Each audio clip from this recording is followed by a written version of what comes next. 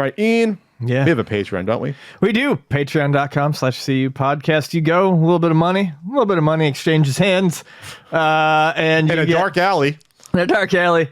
You get weekly writings. I got to do one today or tomorrow. We do exclusive podcasts now. Exclusive podcasts. You can get a little bit of honey. A little bit of honey? You can get a little bit of honey. Honey on your podcast waffle?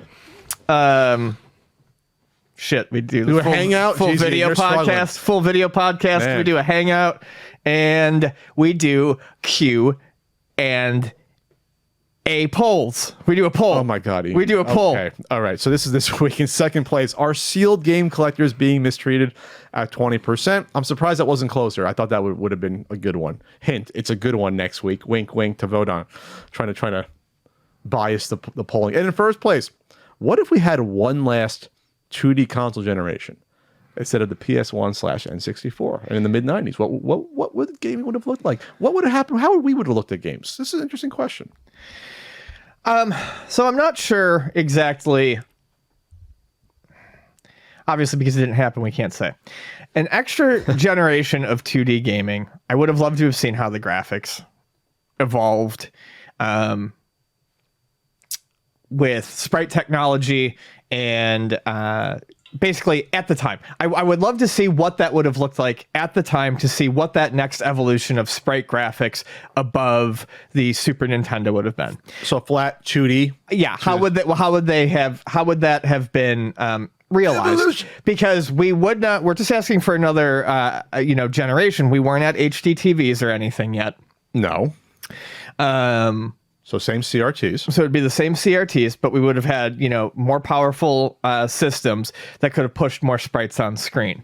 So I would have loved to have seen what that would have looked like instead of, jumping straight into polygons. You look at a lot of those old PlayStation 1 games, and even I think more so some of those N64 games, and it's all serviceable, but they definitely jumped into making 3D games like right when it became viable. Sure.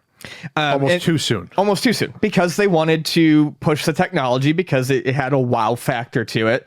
And I think they wanted to show people that this is the future, and it managed to catch on through the PlayStation and the N64.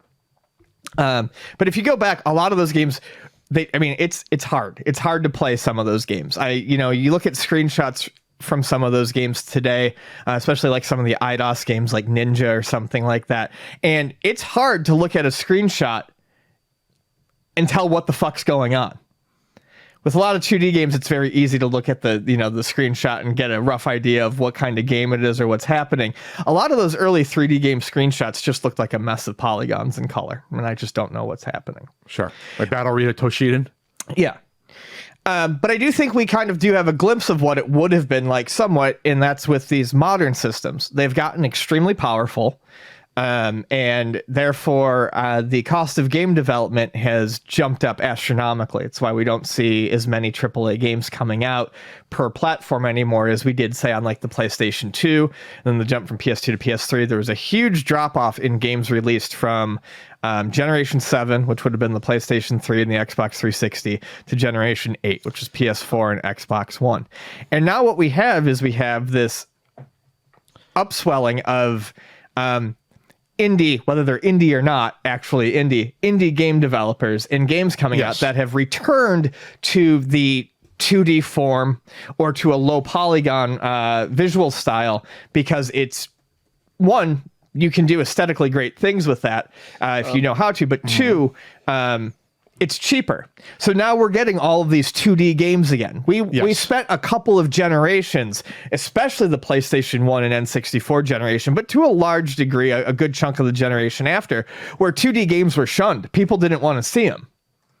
There was one of the most down with sprite art for some reason. Yeah, one of the most classic examples of how wrong people at the time got it was there's a comparison from an old Game Pro or something where they're showing like a screenshot from Castlevania 64 and then a screenshot from Symphony of the Night. And they're talking about how the N64 game is so much more mature and 3D and the, you know, Symphony of the Night looks kiddie and like, you know, ridiculous. What a cold take. What a fucking ice cold take that is, because now you look at Castlevania 64 and it's barely something anyone remembers, maybe as a, ooh, that's not good or a joke.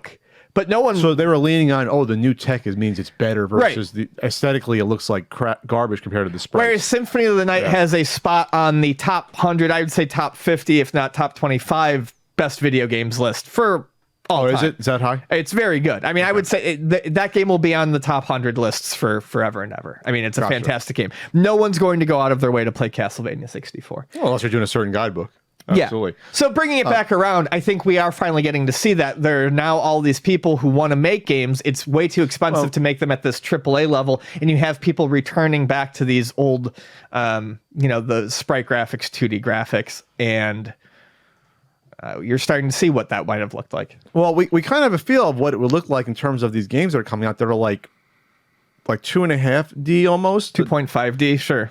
That are, like these games. It was the two that look almost exactly the same in terms of aesthetic, like Octopath Traveler, Triangle Strategy. Yeah, they're made by the same company. Oh, they are. And then they're also doing the remake of Dragon Quest 3 in the same style. So they're like more advanced looking 16-bit graphics in terms of the characters, but they're shaded more, they're more detailed, but they're still in the 16-bit universe, we'll just say. Sure. Like if you want to say that's 32-bit, sprite art. So that if another console came out, we'll just say the Super Nintendo, we'll just say, maybe it would look more closer to that, where it's just like, it's a lot more detailed on these sprites than we saw before, but aesthetically it's the next evolution from NES to Super to whatever this is going to be. That's when I look at that, that's what I see. That's sort of like the final frontier of like that sprite work. That's about as best you can do with like 2D flat graphics. Sure. They're more shaded, there's more detail, there's a little more shadow involved. It's just a little more detail. That's the only thing I can say.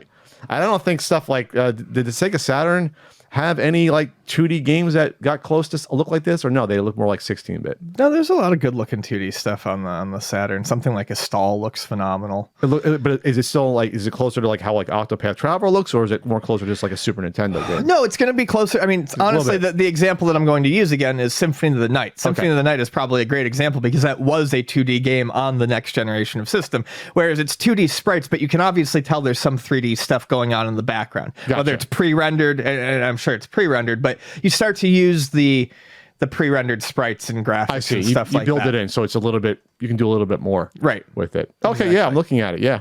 I've never played through Symphony of the Night. I got to play that. Geez, you really need to play that one. I think I own it on PlayStation. I think I do it. Yeah, so I think that's where we would have went. Mm-hmm. Those games, it would have been just like, okay, they look a lot cleaner, a little more realistic than even the Super. Not the Super and Genesis, they don't look bad. A lot of those games look gorgeous, obviously. But that would have been the next evolution, we'll just say. In terms of by putting, we don't do a lot of what ifs. It's like putting off the future. It's like you still had, at the time, you had 3D gaming on the computer. It was dominant. Sure. That's why the computers got huge in the mid to early 90s, because it was doing stuff you could not do on a console. Namely first-person shooters and 3D games in general that you had. True, like Phantasmagoria, when it came out, was big because of all the FMV, but it also had 3D. I mean, a lot of the settings were 3D. Yeah. Consoles got overtaken in the early 90s by PCs in terms of the technology and what type of games you can do. It swapped from the 80s. It totally just swapped over. Once you got to CD-ROM technology and like full Sound Blaster cards and 3D games, like it totally just switched over in the early 90s. So, of course, it would eventually still come to the consoles. It just would have obviously been delayed. Maybe that delay would have been good, because then we could have we would have went through the awkward, or got through most of the awkward early polygonal stuff like you said. We would have got a little more advanced. By the time we get to the late 90s, especially on computers, we got to the point where something like Unreal looked incredibly more advanced than something like on an N64 did. It was like at least a half step up to a full step up. Maybe that would have been the first N64 console. It would have been like, okay, this is a lot more good looking, even than a standard N64 game. Maybe that's where we would have went. Like, look at Unreal versus Castlevania 64. Like the details are a step above. Maybe that's where we would have got there. Maybe that's what would have happened. Or like Quake. You know what I mean? Like, even though there was Quake on N64, It's different on the PC. Different, yeah. It's different. So it's a little more, a little smoothed out a little bit. Yes. We had our Voodoo FX cards and our early ATI cards. I was always Team ATI, by the way. Always Team ATI. That worked out. They're still kicking. Yeah, they are. They're still kicking. Voodoo FX, not so much. Not so much. Not so much Voodoo. I used to get in arguments in college. It was almost like Super Nintendo versus Genesis. It was Voodoo FX versus ATI. That happened. Those were arguments we had like 98, 99. You remember those? No. You didn't? Okay. Well, I won. I won, Rocco. I won.